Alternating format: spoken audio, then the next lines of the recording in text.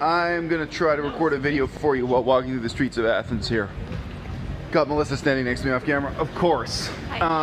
So I'm gonna talk about the importance of university education for non-specialists.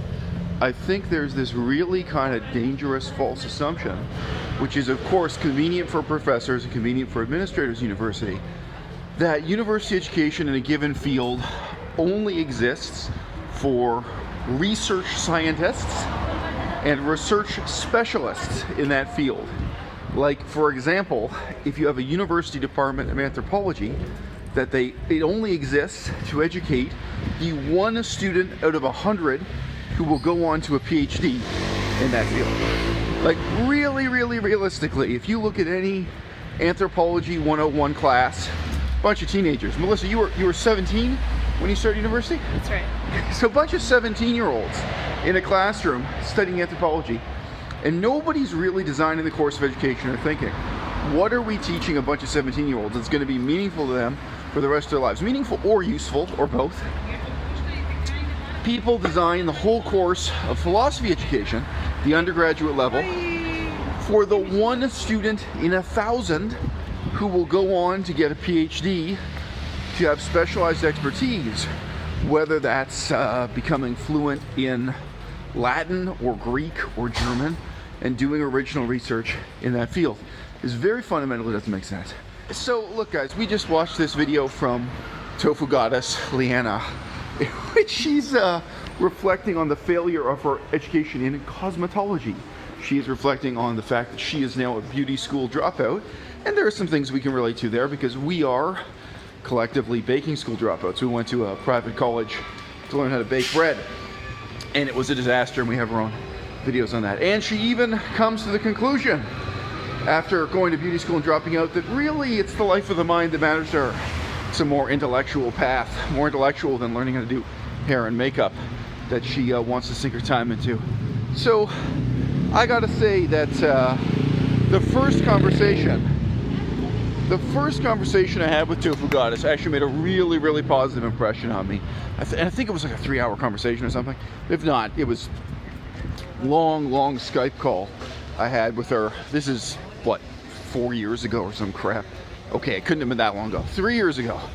And you know, she really seemed like someone who had very sincere motivations to be involved with vegan activism. She seemed like someone who had a very pragmatic, constructive attitude towards vegan activism. Someone who didn't want to waste her time, didn't want to be a martyr in street protests, didn't want to do counterproductive and stupid things. And she just seemed like a smart, highly motivated, focused person. And I think we've all had to come to the conclusion over the last 3 years that that is just not the case. And she had to decide that she was not cut out for the particular university education she was enrolled in. She had to decide to switch her major to philosophy. And I think it's fair to say, just based on what she said in public YouTube videos, that she had to decide that university education was really not for her in general. She decided that the whole system didn't work for her. She said that university ruined her life, so on and so forth. Now, when you think about getting a BA in philosophy, what do you think about? What does that course of education exist for? Yeah, you can tell I'm moving the phone around because the sidewalks are so narrow. Anyway, it's what it is. The historical charm of downtown Athens, Greece. That's what I'm sharing with you here in the background. In the British Empire, right up to World War I, there was a very different understanding of what university education and philosophy existed for, why anyone would take this course. Philosophy didn't exist to train that one student in 1,000 who go on to be a researcher, a specialist with a PhD.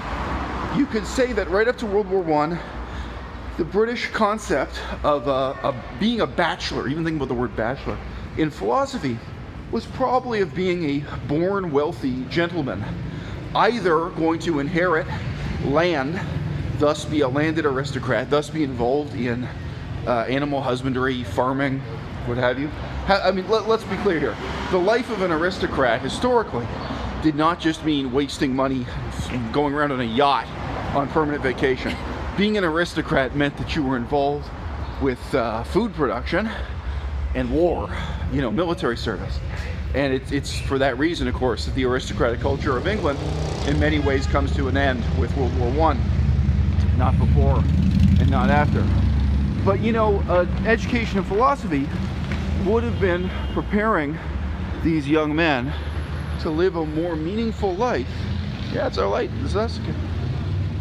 Would have been preparing these young men to lead a more meaningful life during their years of running the family business. So, I mean, the point being, whether they inherit land or maybe they were from a wealthy bourgeois family where they'd be inheriting parents' company, these would be young men who already knew at age 17 what their future career would be, how they would earn a living. But what they didn't know, and what they would be in university to learn, was how to live a meaningful life. And of course, in that British Empire period, there was a consensus among the instructors as to what a meaningful life was, what that meant in practice, that it meant being familiar with Cicero. Now today, I don't think there is any such consensus. I don't think anyone would feel confident telling a 17-year-old, look kid, if you want to know what life is about, if you want to lead a meaningful life, you've got to hit the books and read Cicero. You've got to get a foundation in the Latin and Greek classics. You've got to read, for example, the history of the Church Fathers and how Aristotle relates to the development of Catholic and Protestant theology. So I mean, just to be clear, the philosophy I actually like, that I appreciate in ancient Greece, was taught with very different motivations, very different preoccupations in a Christian cultural context, even though you're often dealing with exactly the same text. So the question I'm asking for you here is, isn't university education failing us all? Isn't by no longer even taking any interest in this goal? And I can't call it a democratic or public-spirited goal. I think it was before an elitist and aristocratic goal of preparing young gentlemen to lead a meaningful life. And, you know, all these ridiculous subjects in the humanities. Again, we can even think about what is the meaning of the humanities. But, you know, there was a time when, whether it would be art history or philosophy, classics, or indeed the study of politics, which was also called the study of greats. It's another interesting little history within academia. The teaching of the greats. It's a British tradition, meaning that you'd read the greatest thinkers, the most influential minds, and so on. When, you know, there was an understanding that this wasn't preparing you for the same job that the professor was doing in class. Not everyone was going to study Latin in order to be a Latin tutor. That's ridiculous. Not everyone was going to study philosophy to be a philosophy professor or a PhD philosophy researcher. That's ridiculous. That there was some purpose for university education linked to a meaningful life, to being a refined person.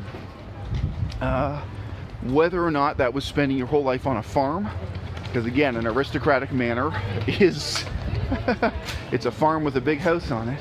Those would be people who, you know, owned orchards and raised pigeons and pheasants and all this kind of stuff.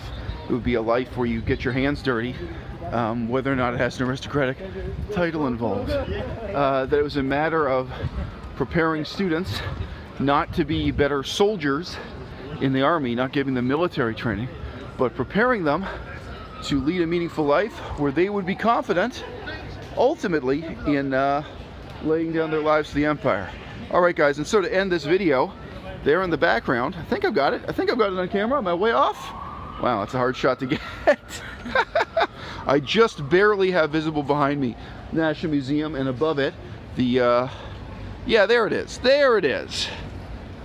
The corner of our sacred fortress of the mountain, the Acropolis. I mean, really, people like to disrespect my crew, but the fact is that you know my name and I don't know you.